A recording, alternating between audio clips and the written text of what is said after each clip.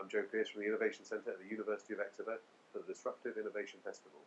Today I'll be talking to Michael Saunby, Head of Open Innovation at the Informatics Lab at the Met Office. Hello, Michael. Hello. Hi there. I wonder if you could tell us a little bit about the Informatics Lab and what role it plays within the Met Office. Okay, the Informatics Lab is a newly formed team. We've been going officially since April this year, and it brings together a small number of people from technology, science, and designers. And our role within the organisation now is to investigate and generate prototypes around sort of non-business as usual activity. That's a very interesting thing for the Met Office to facilitate. What was the demand for that from within the organisation? It's a response, I guess, that you might find in many large organisations. The Met Office has become incredibly efficient over the years. It's very good at its core business. It's one of the best weather services in the world, possibly the best and certainly most efficient. But it becomes siloed. In doing that, you have specialisms and divisions within the organisation. And it was apparent that innovation to some extent was being slowed by that need to have people from different parts of the organisation come together, but them not necessarily having the time or opportunity. So taking a group of people and saying that you actually we ask of you that you do not do any business as usual activity, that you just spend your time working together and coming up with demonstration projects that show the kinds of thing that we as a collective group, throughout the organisation feel we could be doing in the future, and having that time to do that. So explicitly challenging members of existing teams to try and be innovative in new ways. Is that yeah, we don't think of it as much as being innovative. It's learn new things. So you've got, say, a scientist that's very good at investigating things, working with data, and saying, well, actually, we want you to learn how to make mobile phone apps, or do 3D visualization, or whatever it might be.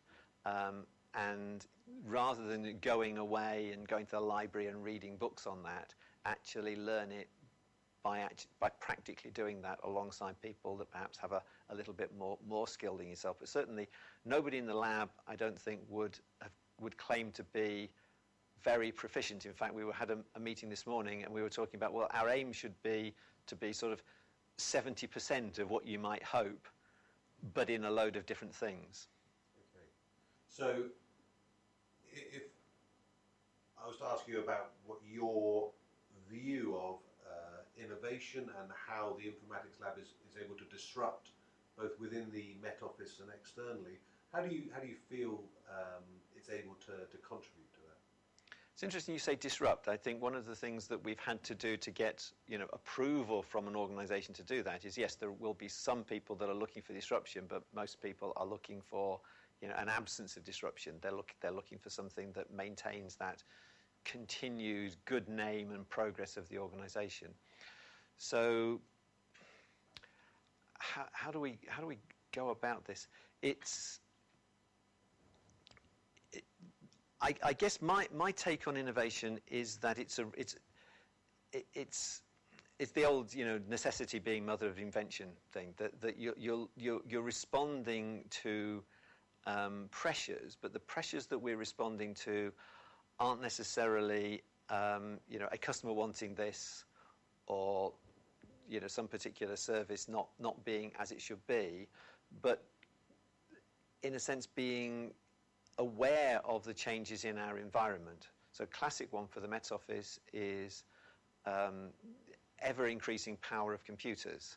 So we've always been host to one of the largest, most powerful computers in the UK. That's something that government provide for us in order for us to do, world-leading work and providing a really good operational service. But that change brings about other things. So, for example, when I joined the Met Office, there were still large numbers of people that were actually going out, observing the weather, making weather observations. All of that now has been automated. So you get, I was joking over the weekend that, maybe it's not such a joke, that when the singularity arrives, when computers become as smart as humans, it will have already arrived at the Met Office probably 10 or 15 years earlier, because you've got that intense use of computing power. Mm-hmm. So that's the kind of the force that drives us to innovate in the Met Office. And it's apparent that other organisations, other industries, have their own similar forces that are working on them, whether it be from computing or, we look at what might happen in the future with autonomous vehicles and things like that. And so I can see the opportunity of placing some parts, some staff within the Met Office kind of at the edge of where we are, placing ourselves at the edge of our ecosystem, and on that edge, meeting other people and sharing ideas with them and learning how they're adapting and how their organisations are responding to change and bringing those ideas. So this is the open innovation aspect that I personally like to bring to the lab, of connecting with others, particularly sharing what we do. I think a lot of people think about open innovation as scouting and trying to find what others are doing outside the organisation. And that's important, but I think that actually when you do something as, I won't say unique, but it's unusual. What we do at the Met Office is unusual, and many other businesses in the UK don't do that. To actually be able to talk to them and share what we do, so that they can take away some of those ideas and hopefully in return share some ideas of their own and build on that. So clearly it's very important that you have a large external facing remit. How do you facilitate the engagement with third parties, different organisations and wider communities to share that knowledge and skill set from within the Met Office? Well, obviously there's a lot of existing interfaces within the Met Office. We have customers in all sectors and so on. But for me, it was almost a chance thing. I got invited to a couple of hackathons back in 2011, and just as my own personal interest in improving my own technical skills and meeting other people, and realised that this was a technique, spending 2 days away from your normal work with other people, coming up with ideas, no management telling you what to do, no formal structure thing at all, a bit of competition there to see who can come up with the coolest idea and get it working in a weekend. And I realised that for me, and probably many other people that I knew, that was a really liberating and a great way of learning. You get people at these events talking about how, there's something that they're doing now, they picked up from somebody else, and then someone will say, well, can I get a book on that? And it's like, well, when there's a book on it, it won't be important anymore. These are new changing things. And so I took that idea back to the Met Office and said, I'd like to have events like this within the organisation. And I guess because I was so impressed with the groups that I'd made contact with already, I reached out to them and said, look, looks like I'm going to be able to get to do an event at the Met Office. Are you interested? And as a result of that, our first event actually was part of a collaboration with NASA and others as a global event. That event is now an annual event called the International Space Apps Challenge, led by NASA still. Happens in April each year. And just that holding that first event in Exeter, and it was, I think, the first hackathon that had been held further west than Bristol.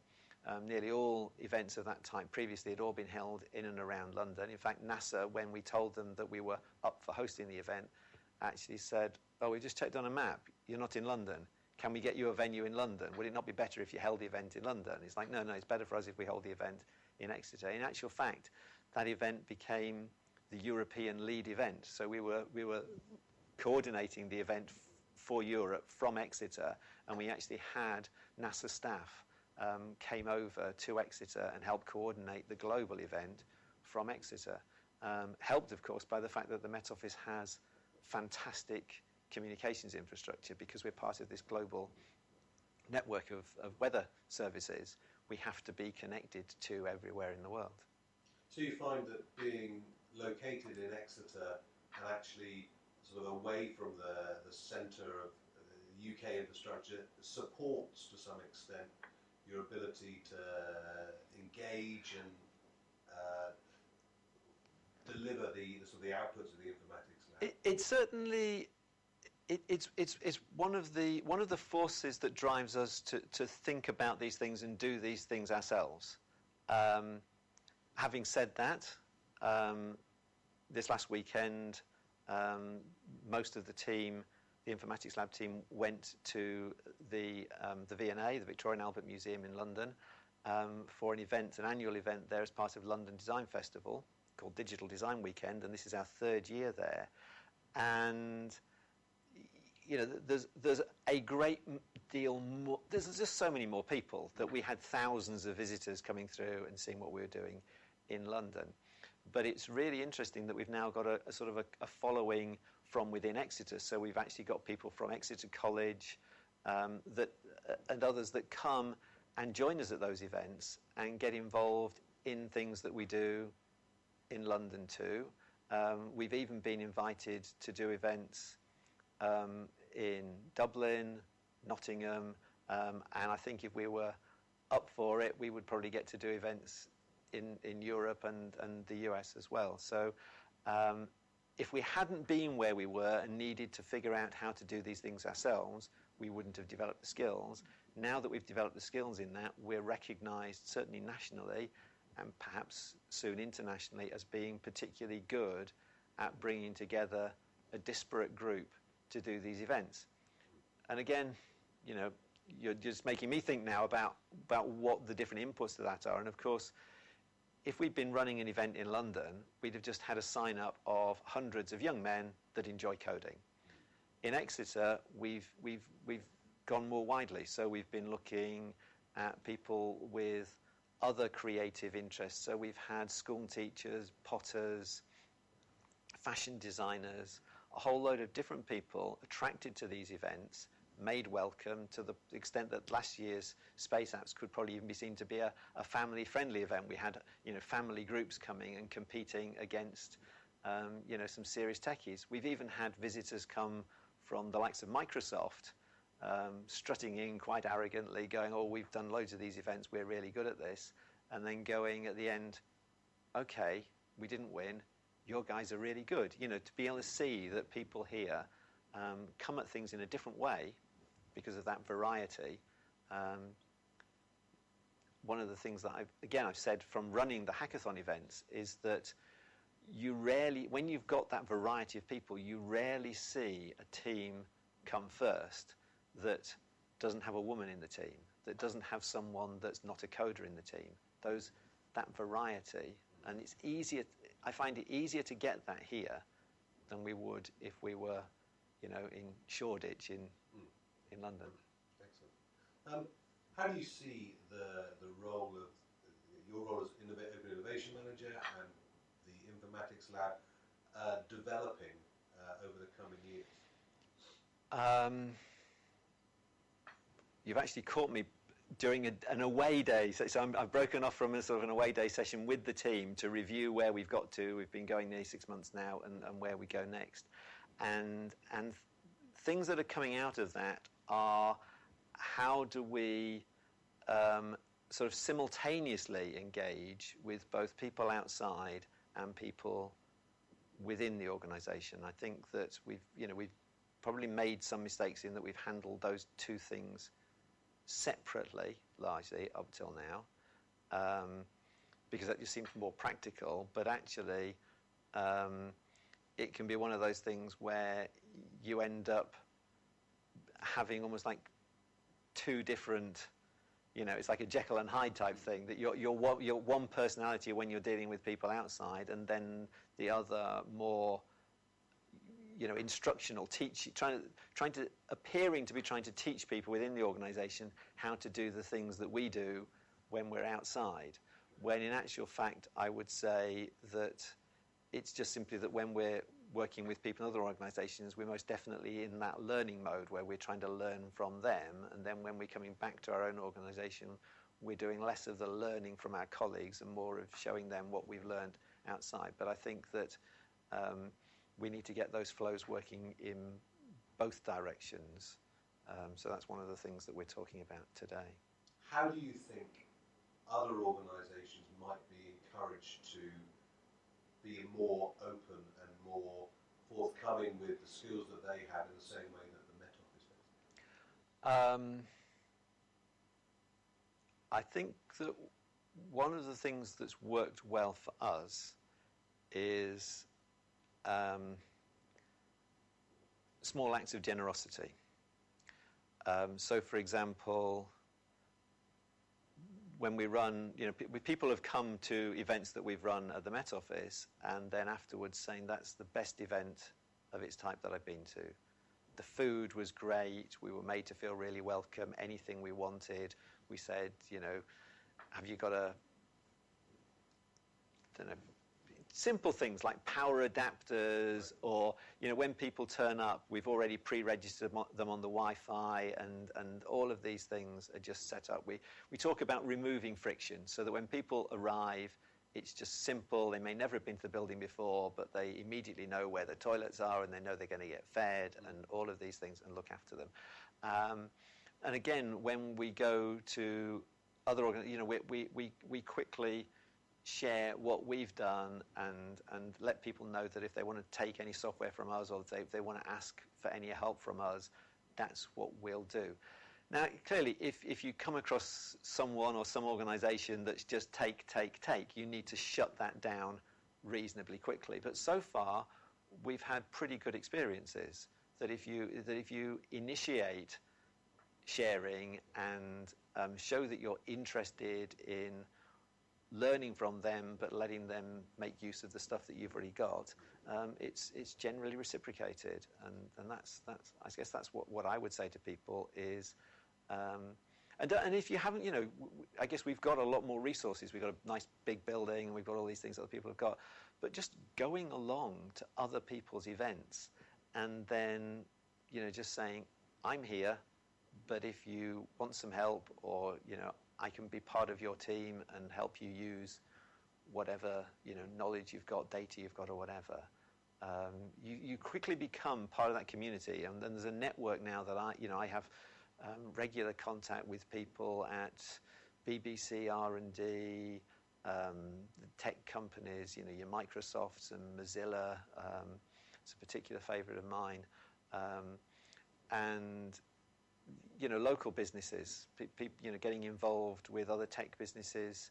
In Exeter, there are regular meetups and things like that, and encouraging your own staff to go to these events, talk about what you do.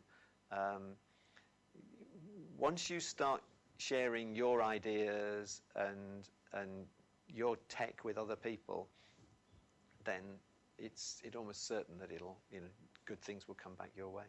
And in terms of impact, are there any examples of where the outputs of these hackathons and this open innovation approach is bringing back real positive change within the Met Office? Curiously, the biggest change is the one that we'd made no plans for and had no real expectation for at all, which is actually been in recruitment and retention. It's surprising how you will find someone that comes up to you in the organisation and you go, I recognise that face. And they go, oh, hello, really love that hackathon that you did, a year ago. I've been looking for jobs here ever since. And suddenly they found their way in. That rather than people applying for jobs speculatively, we've now got people that have been to events that we've run that have gone, yeah, I want to work at the Met Office. I'm going to look for jobs there or make contact with people, and we're pretty certain it saved us on recruitment. It saved us tens of thousands of pounds a year over these last 3 years, So probably in total maybe £100,000 saving so far in recruitment, and it may, who knows about retention? It's hard to judge that, but certainly something like half the members of the Informatics Lab team had previous experience of attending one of our hackathons and got to know each other in that way. So the openness coming through the Informatics Lab is actually having an impact on the culture of the wider organisation. It's changing the makeup of the organisation in that it's encouraging people with that mindset to join the organisation and participate in that.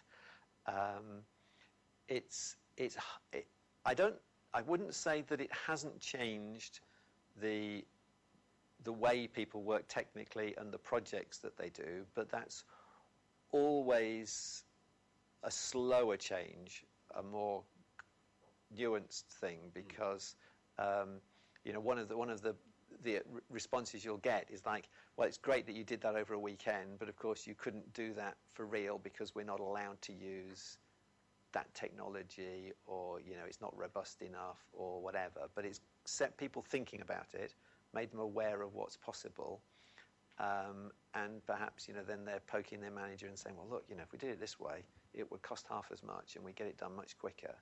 And I'm starting to see that. I'm seeing people pressuring they're making those requests perhaps more frequently, and they're getting a yes more frequently than before. Most bureaucratic organisations have a default to no when the ask is around change. Can I change the way that I do it? Can I change my hours? Whatever it might be. The default is no, but you persist, and the yes comes through in the end. Excellent.